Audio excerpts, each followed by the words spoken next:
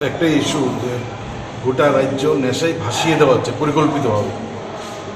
এমনকি স্কুলের সামনে এখন নানা ধরনের নেশা সামগ্রী বিক্রি হচ্ছে। প্রশাসন সম্পূর্ণভাবেই নিষ্ক্রিয়। নতুন প্রজন্ম যুব সমাজ ধ্বংসের কিনারে এসে দাঁড়িয়েছে। গত কয়েক বছরে গোটা রাজ্যটা নেশায় মুড়িয়ে দেওয়া হচ্ছে।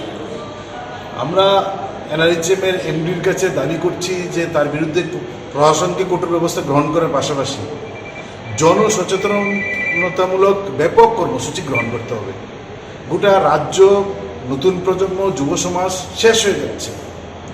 সরকারি উদ্যোগে শত শত লাইসেন্স দেওয়া হচ্ছে দেশি বিদেশি মদের দোকান, আর রাজ্যের প্রতিটা গলিতে নানা নেশা সামগ্রী বিক্রি হচ্ছে এবং তার পেছনে কারা যুক্ত এলাকার মাতব্বররা সম্পূর্ণভাবে যুক্ত। মানুষ মুখ খুলতে পারছে না।